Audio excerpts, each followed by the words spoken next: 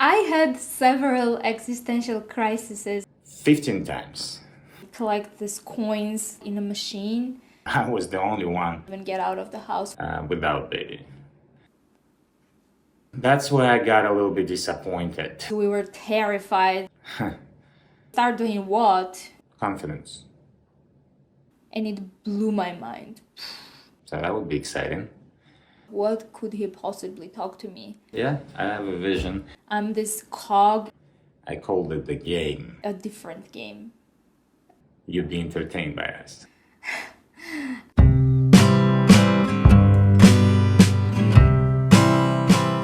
I was a project manager for 8 years before I made the leap. And I started my career as a student in this French web design company led by a French entrepreneur. Before I started the current gig, I used to work as a data analyst within digital marketing space. I felt like my educational background in linguistics and intercultural communication helped me immensely. A lot of people was asking me, why statistics? How are you gonna apply it? What job are you gonna get? And they were a little bit puzzled on that. But to me, it was very straightforward. So I knew statistics can be applied everywhere. Knowledge of foreign languages and communication skills gave me this edge in my role. And I was always interested in math. As a matter of fact, I was probably the only, not probably, 100%, I was the only one who graduated from the University of Vermont back in 2013 with the degree in statistics.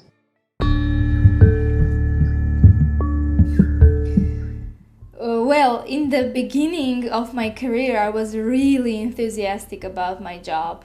I was working hard, never missing a day in the work. Sometimes I would probably ask myself, why am I investing so much energy into my work? I could easily slack, not show up, take a day off. But so at the beginning, I was very enthusiastic. I think like most of us, the first job, new people, new projects. I mean, there's a lot of unknown, excitement and fear, and it was fun. So it was very interesting. On the top of it, I got lucky and I joined this small startup company. It was fun. It was a fun company. I really enjoyed working there.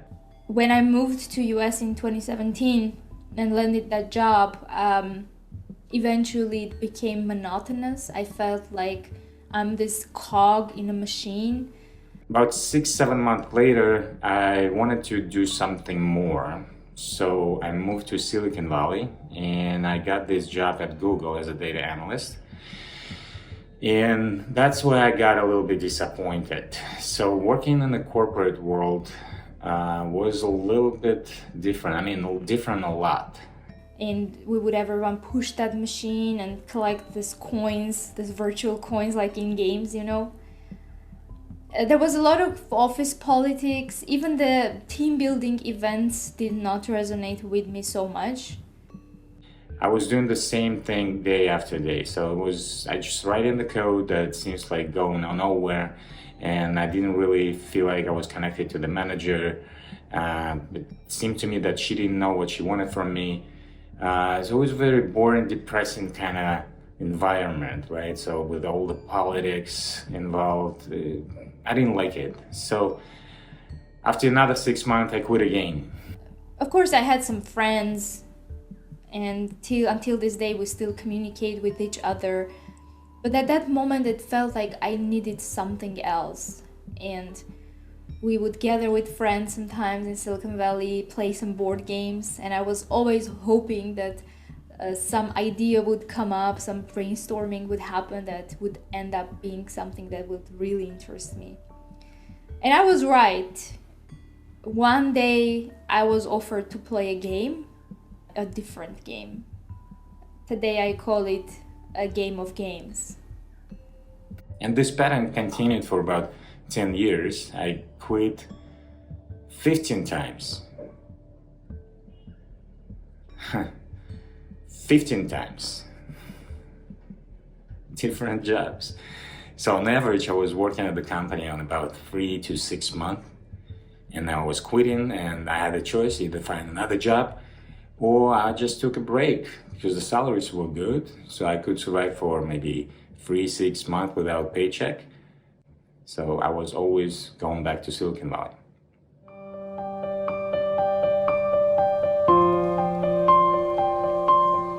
The game started in an unconventional way when one of my friends, Anton, who is now my life partner and business partner, called me one day and said, "Are you free? I need to talk to you."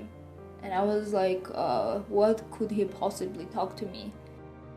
So I was quitting these jobs over and over again until I stumbled this game. I called it the game. It was an interesting game because there was no rules to it. You can't win or you can lose, but you have to play. And the problem was I didn't have anyone to play with, so I had to find somebody. I was scared, a little bit worried. Then he came to my place and he offered to play a game. At the start it was unclear to me what he's talking about because he was using terminologies that I wasn't, that was something I wasn't familiar with. The game was about helping others with their digital marketing. That game had 3 rules. Rule number 1 was that the game doesn't have any written rules. So in the beginning I wasn't even sure what my role would be in the game, what my character would be, what would I do. Obviously we had to set some price tag, so it was very low, so we only charged $100 a month for our services, which included managing Facebook account and Google Ads. I was trying to identify my strengths and weaknesses to see where I would fit in. Not that I knew everything, although I was very familiar and comfortable with these data sets because I was working in this field for a very long time. And then luck visited me again, and during one of door-to-door visits to find a customer, Uncle Sam, and his name was Sam, gave me that opportunity. He opened the door that gave me hope. I felt at that moment that I could do everything. And once that happened, I realized that the number 2 rule of the game kicked in, which is that the game is a multiplayer, that you cannot play it alone. But I would question myself sometimes whether this game would go on as long as I would love it to go on. So the number 3 rule of the game was you can quit anytime you want. There are no strings attached. So this is where we started. So we started our digital marketing agency as a game. I did have my 9-to-5 job at that time, and I think that I started a little bit treating it as a paycheck grind. We only had one client for $100 a month, so yes, we were still working 9-to-5 jobs. When COVID started, eventually I moved to San Diego because we could work remotely, and I had the privilege of keeping my 9-to-5 job but still continuing to learn. Soon after we got one client, the COVID hit. After the COVID, I got laid off. There was corporate excuse that they were cutting the budget and so on, but I already got disappointed with the whole corporate spiel on how they care about employees. They don't. And at that moment, the business was not bringing any revenue, so it wouldn't even cover my basic costs. I didn't really know what to do. I moved to San Diego, which was a great choice at that point, simply because the cost of living was better, the social life was better, the food was better, the ocean was nearby, so that was sort of like no-brainer for me. It was both scary and intriguing because being in a business provides you different specters of feelings, of human emotions. It wasn't a game anymore, it was a business. We had a client, we had responsibilities.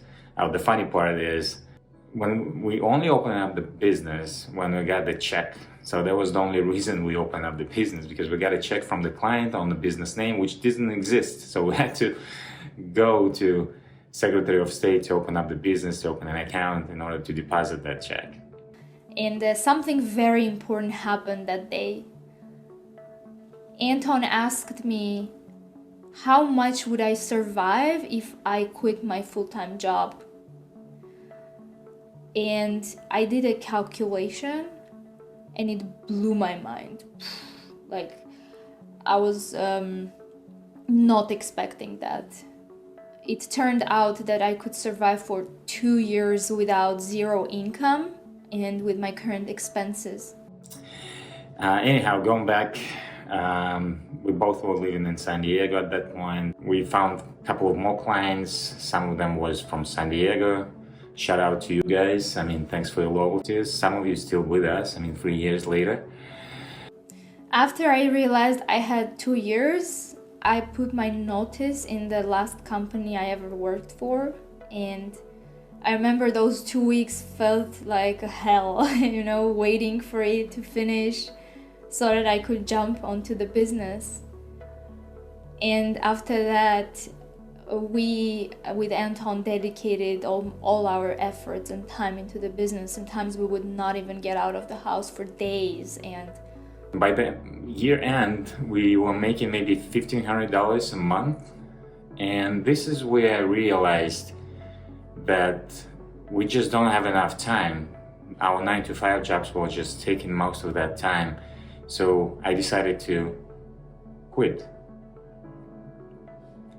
Of course, there were hard days as well when I would question whether this is right. Can I survive? We both started working 24/7. So it wasn't 9-to-5 work anymore. It was 24/7 work. But it didn't feel like we were working because we were so excited. You didn't have time to worry, you just moved on. It was really fun. It was really good. Still to this day, we enjoy working in it. Lesson number 1 is you never give up. There will be difficult days, easy days. The lesson number 2 is that the most important part is the process, not the result. We want to keep it enjoyable while we are shaping this lifestyle. I learned a lot on my journey, starting from opening up the business, accounting, some legal stuff. But one of the most important lessons I've learned is that you don't really need to know everything as an expert from the beginning. You can pick up those skills on the go. You see, willingness to learn and adapt is way more important than having a particular set of skills. I remember first time we traveled to Las Vegas, we were terrified, like how we are going to handle this, how we're going to work. But today we are in Asia, and in the 2023 we traveled 7 countries with no problem. We can still work like digital nomads. If you are someone who is feeling passionate about starting something of your own and you are not comfortable in your current position, my advice would be just start doing it. Now you would say, start doing what? It sounds easy, right? Start learning, start thinking about where you want to go. I think a lot of people asking the same question. So what do I do? Where do I start? And it's a tricky question. It's a hard question because there are no particular advice on that. But to me, it started early. I just stumbled across this book. I don't remember the name of it, but it was by Dale Carnegie, and it kind of triggers something in me, some sort of like courage, some kind of belief in myself. It helped me to realize that it's okay to fail. It's exciting to fail. But perhaps the most important lesson I learned from this is that you need to pave your own way. Do not listen to anybody, do not look what they do. Just do your own thing. Confidence. Yeah, confidence. Confidence would be the next thing to do. And how you do that? You do it with the practicing courage. Throwing yourself out there. And the more you do it, the more confident you become. And the final thing, I think that would be setting the low expectations, because there will be some inevitable delays in the process. And with the low expectations, you can handle it better. They do happen, but you can handle them better.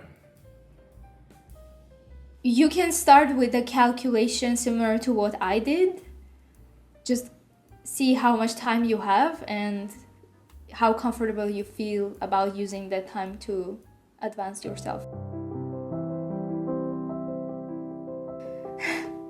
I had several existential crises in the past year since AI came out.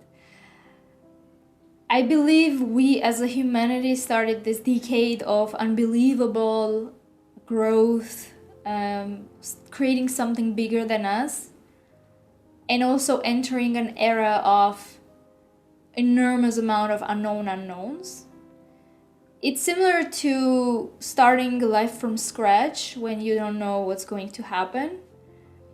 But eventually, it really doesn't matter for me how big or small the company is going to be in 5 or 10 years.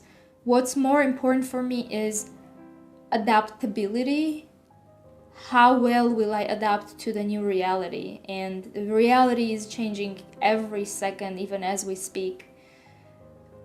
So as long as I'm enjoying the process, whether it's starting a new endeavor, doing something different, learning something new, I don't worry about it.